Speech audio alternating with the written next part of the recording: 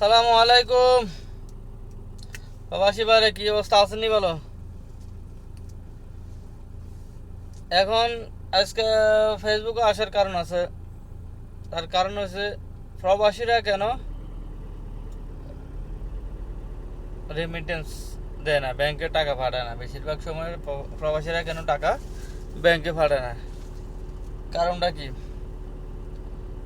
কারণ হচ্ছে কি, অভিমান আছে। অনেক প্রবাসী আছে মন চাইলেও ব্যাংক পাশে থাকলেও পাঠাতে চায় না, বিকাশে পাঠায়।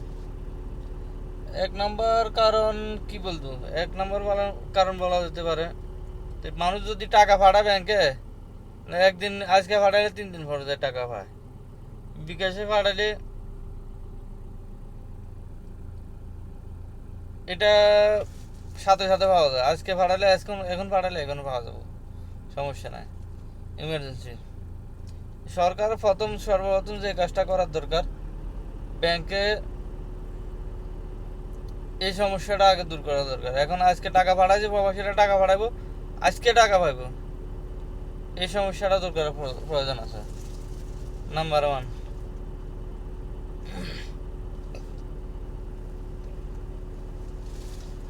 নাম্বার 2, প্রবাসীদের বহু সমস্যা আছে যারা যেগুলো সরকার সমাধান কখনো করে নাই।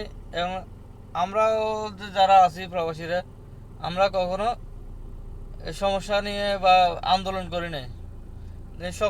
সবাই কিন্তু এক হিসেবে আন্দোলন করে তাদের ন্যায্য ভাবনা বুঝি নেয়। চা বাগানে তারা বেতন কম পাইতো, সরকারের কাছে আবেদন করছে, তারা আন্দোলন করছে, মিছিল করছে, মিটিং করছে। কারণ তারা টাকা পাইতেছে, 2-3 বার করে আন্দোলন করছে, টাকা তাদের 2 গুণ 3 গুণ বেড়ে গেছে।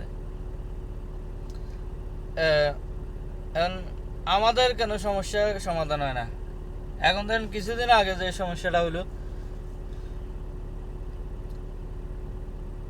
17,000 মানুষ নাকি এখনো টিকিটের টাকা দিয়ে ভিসার টিকিট হাতে নিয়েও মালয়েশিয়াতে যেতে পারে নাই। 17,000 মানুষ। এবং এটা কি 3 বছরের জন্য, 2 বছরের জন্য মনে হয় সরকারের আবেদন কি জানি অনুমতি পাইছিল লোক পাঠানোর জন্য। 3 লাখ না 4 লাখ লোক পাঠানোর কথা ছিল। এখন এটা তো পূর্ব পরিকল্পিত, সবাই জানে টাকা সঠিক সময় টাকা কি জানি মানুষ মালয়েশিয়াতে যায় পৌঁছাইতে দেবো। এখন ভিসা সবাই 5 লাখ টাকা, 4 লাখ, 5 লাখ টাকা, 5 লাখ 6 লাখ, 5 লাখ 6 লাখ, যেখানে 78,900 কত টাকা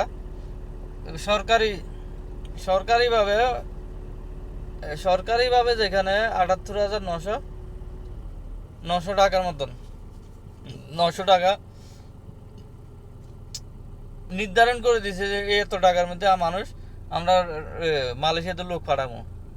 সেই জায়গার মধ্যে সরকারের নাকের ডগায় বলা যেতে পারে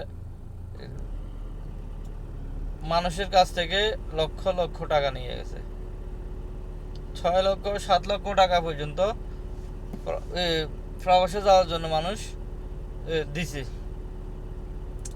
আপনি দেখেন, কিন্তু কেউ কেউ বলতেছে এখানে এই যে এত টাকা, এই টাকাগুলো নিচ্ছে কমপক্ষে 22,000 কোটি টাকা বাংলাদেশ থেকে লুটপাট করে নিয়েছে তারা, 3-4 জন মানুষ। কিন্তু সরকার কিন্তু যারা নীতি নির্ধারক, প্রবাসী কল্যাণ মন্ত্রণালয়ের প্রবাসী মন্ত্রী আছে, তারা কিন্তু এগুলো মনিটরিং করে নাই। এখন পর্যন্ত তারা এখানে কোনো মানুষের এতগুলো মানুষ ভোগান্তি হয়েছে, এত এত টাকা দিয়ে মানুষ প্রবাসে গেছে অলরেডি মালয়েশিয়াতে। এখন 17,000 মানুষ এখনো বাকি রয়েছে,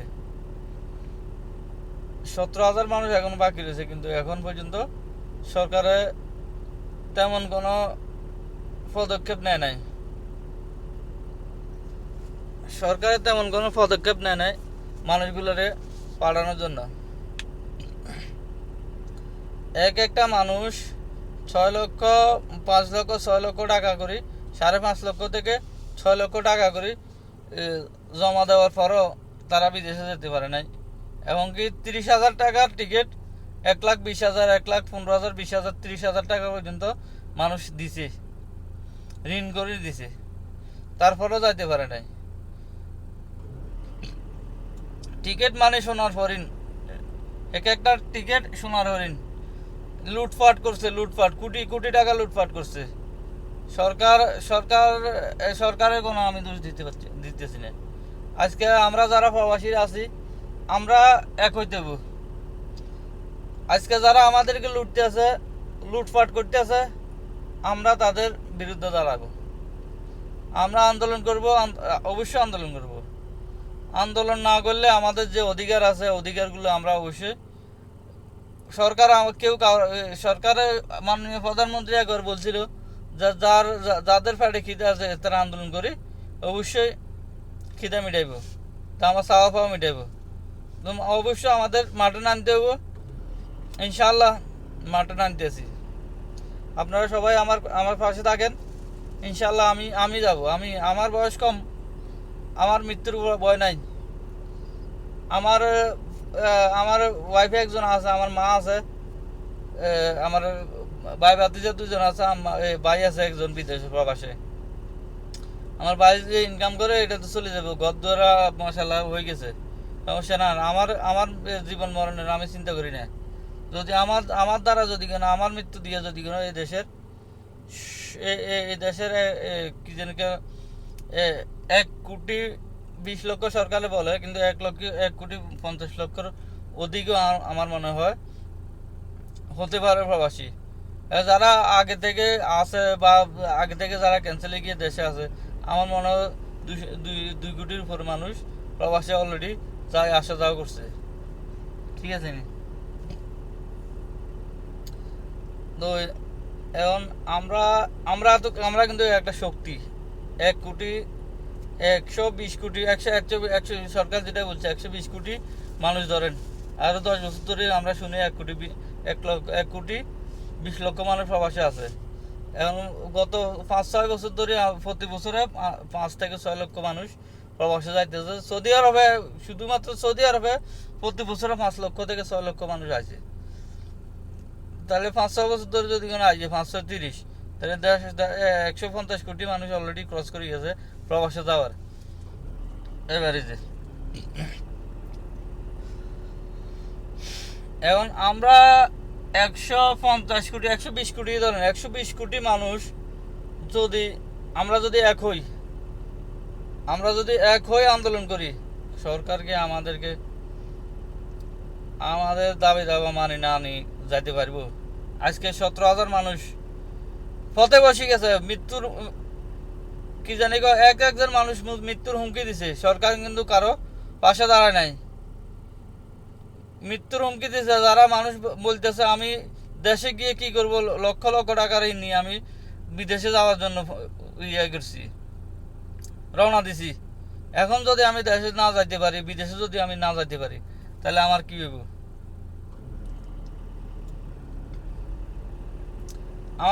আমাদের মৃত্যু ছাড়াও উপায় নাই, মানুষ আমাদেরকে মেরে ফেলবে। তা আমরা নিজেরাই আত্মহত্যা করবো, এটাই ডিসিশন ফাইনাল। তো সরকার কিন্তু আমাদের এত এই ধরনের হুঙ্কার দেওয়ার পরেও কিন্তু সরকার কিন্তু আমাদের পাশে দাঁড়ায় নাই। প্রবাসী কল্যাণ মন্ত্রণালয় কেউ আমাদের পাশে দাঁড়ায় নাই, কারণ আমরা কেউ এখনো শক্তভাবে আমরা দাঁড়াতে পারি নাই, যার কারণে তারা আমাদের পাশে দাঁড়ায় নাই। যদি আমরা নিজেরা আসি, রাস্তায় দাঁড়াইতাম যে আমাদের অধিকার আদায় করতে হবে, এই 17,000 মানুষের প্রত্যেকটা এক একটা টাকা রিটার্ন দিতে হবো, ব্যাক দিতে হবো। অবশ্যই আমরা ইনশাআল্লাহ আমরা দাঁড়াতে আছি। আমরা অবশ্যই কি জানি রাস্তায় দাঁড়িয়ে অবশ্যই আমরা আন্দোলন করব এবং কি আমরা আমাদের অধিকার আদায় করে নিব ইনশাআল্লাহ। একটু ধৈর্য ধরেন। 17,000 মানুষের টাকাও আমরা অবশ্যই মাননীয় প্রধানমন্ত্রীর কাছে আবেদন করব, সবাই মিলে আন্দোলন করব। মাননীয় প্রধানমন্ত্রীর কাছে আমরা যাব, গিয়ে তাদের টাকার একটা ফয়সালা করব। উনি অবশ্যই একটা ফয়সালা দিবেন, উনি মানবতার মা। এদেশের সকল সমস্যা উনি সমাধান করেন। আজ পর্যন্ত আমরা কোনো সমস্যার সমাধানের জন্য ওনার কাছে যাই নাই। আমরা প্রথমবারের কাছে যাব, প্রথমবারের মতন মাননীয় প্রধানমন্ত্রীর কাছে যাব, কিন্তু আমরা আমাদের শুধুমাত্র সরকারকে দিয়ে আমাদের সব সমস্যার সমাধান করা যাবে না। কিছু সমস্যা আমাদেরও আছে। ওনার কাছে যে যে সমস্যাগুলো, আমাদের যে যে চাওয়া পাওয়াগুলো আছে, এগুলো তো আমরা দুটো ধরবই।